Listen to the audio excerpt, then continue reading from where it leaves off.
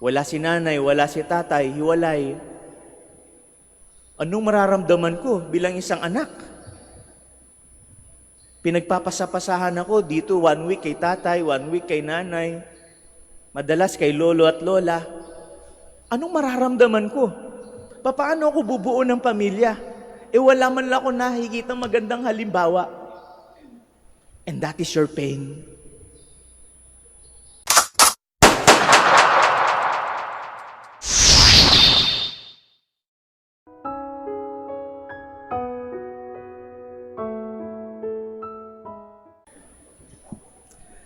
Magandang umaga po at maligayang pagdating dito po sa simbahan ng Manawag.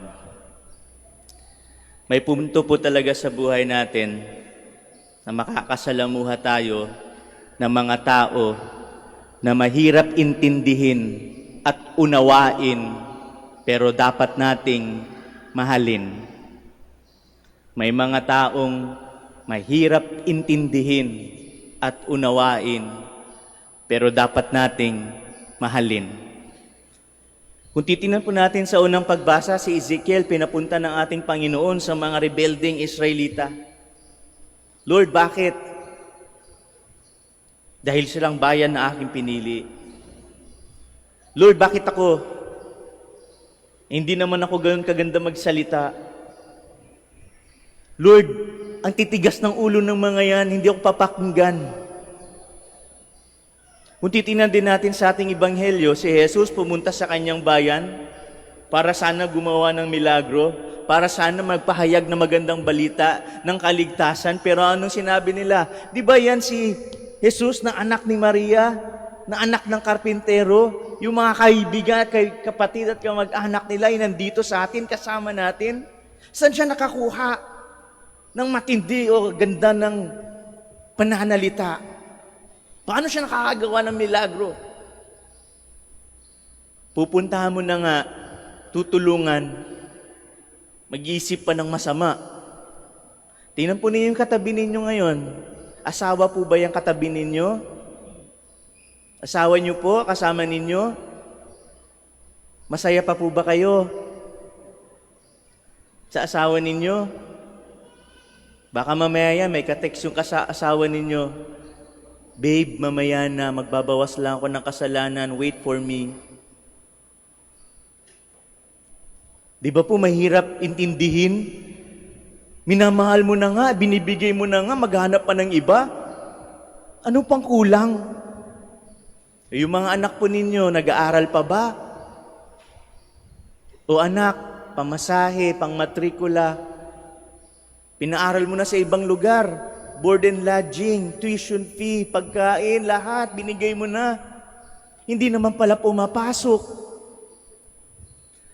Ang hirap mong intindihin, anak. Hindi mo ba ako nauunawaan?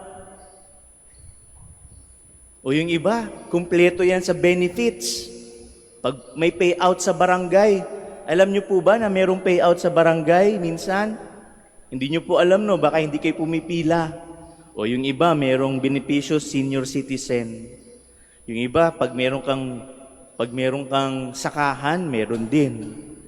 Pag nasira yung bahay ninyo ng bagyo, may partial damage, may total damage, may tupad, merong 4-piece. Ano pa? May mga single parents, may benefits din. Pag nakuha mo lahat yun, halos 20. Pero hindi ka magtatrabaho. Hintayin mo na lang yung benefits na bigay ni mayor o kaya ni kapitan. Hindi ka na magtatrabaho. Father, ako po yung nasa isla. Father, bakit pa po ako magpapainit? Meron namang payout. Saan po napupunta yung payout? Siyempre po kay San Miguel. Kilala po ninyo si San Miguel? Yung tagapatay ng demonyo? Si Ginebra. Matindi. Kaya pag may payout doon sa amin sa isla, ang dami nagbibidyoke. Hindi man lang makabayad ng utang. Di ba po ang hirap nilang intindihin? Paano kapag yung tatay natin, No? Yung tatay natin, tay, magpapasukan na. Wala pa po akong notebook. Hindi pa po ako naka-enroll. Inuna niyo po yung barkada ninyo. Magpapasikat ka, akala mo may pera ka, wala naman. Tapos sa amin, titipirin mo kami. Tayong manok mo, kumpletong vitamins. Ang kintab-kintab ng balahibo. Kumpleto sa turok. Yung nanay namin, wala man lang pang make-up. Hindi man lang makapabili ng pabango. Inuna pa ninyo yung manok ninyo. Ang hirap po nilang intindihin. Lalo na kapag yung ating mga matatanda na may sakit, sensitive po mga yan. Lalo na kapag nakakaramdam na ng mga sakit, high blood, diabetes, ano pa? Naku po, pag hindi po ninyo nabantayan, o kaya walang tao sa bahay, syempre, hindi na sila ganun kalakas dati. Kung dati, 5 sako ang kaya nilang bitbitin o buhatin, ngayon 1 kilong bigas na lang. Hindi na sila makakapaglakad ng malayo. Tumayo nga sa kanilang kama, masakit ng likuran. Marami na po silang nararamdaman, pero dapat po nating bantayan. Pero kapag tayo po ay pinipilit natin na mahalin ang taong mahirap intindihin, ano po ang ating mararamdaman? At yun pong naramdaman ni San Pablo sa 2nd pagbasa. Thorn in the flesh. At sinabi pa niya, Lord, take this away from me 3 times. Ibig sabihin, matindi yung kanyang pinagdadaanan. Di ba po, kapag tayo po ay nag-aalaga ng ibang tao, iniintindi natin yung ibang tao, meron din tayo sariling problema. May sarili kang pamilya. May sarili kang pagnagdadaanan. May sarili tayong kinakaharap sa buhay. And those are the thorns in the flesh, tinik sa laman na dapat nating hindain. And sometimes we ask the Lord, Lord, kunin mo na. Tanggalin niyo po muna. Para naman matulungan ko ito. Para naman mabantayan ko ang nanay ko, ang tatay ko. Maalagaan ko pa sila. E paano kapag ako nagkasakit? Lord, kunin mo naman. Lord, wala akong pera ngayon. Lord, paano ko mapapapunta sa ospital ang aking mga magulang? Paano ko mapag-aral ang aking mga anak? Anong maibabayad ko sa bills? Lord, bigyan mo naman. But sometimes the Lord allows us to suffer. And we will encounter pain kapag pinipilit natin na magmahal. And it's okay. Di ba po yung mga magulang natin? Wala si nanay, wala si tatay, hiwalay. Anong mararamdaman ko bilang isang anak? Pinagpapasapasahan ako dito 1 week kay tatay, 1 week kay nanay, madalas kay lolo at lola. Anong mararamdaman ko? Paano ako bubuo ng pamilya? E wala man lang ako nakikitang magandang halimbawa. And that is your pain. Pero dapat mo pa rin silang mahalin. Dapat mo pa rin silang paglingkuran. Dapat mo pa rin silang respetuhin. Niluloko ka na nga harap-harapan ng asawa mong magaling. Pero dahil may anak ka, meron kang pamilya, yun na lang kumakapit sa'yo para hindi kayo maghiwalay.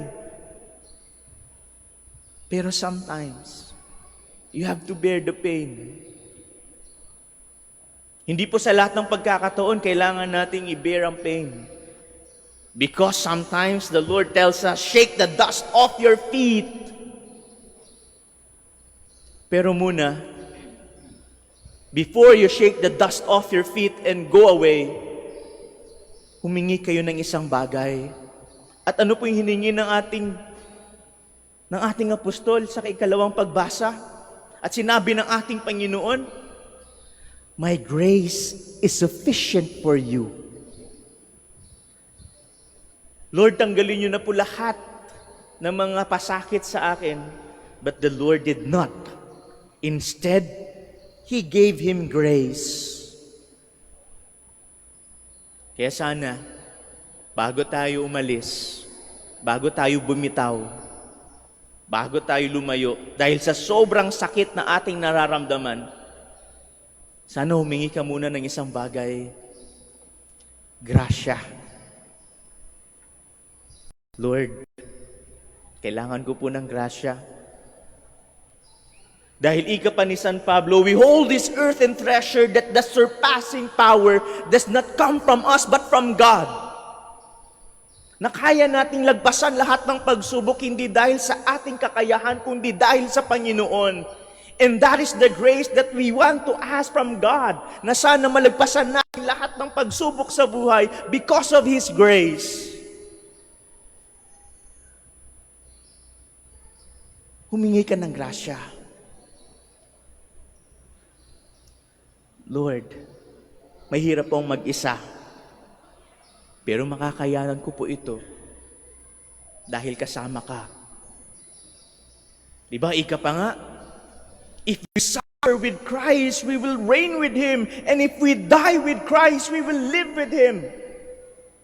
And so all our pains na ating nararamdaman, offer them to the Lord.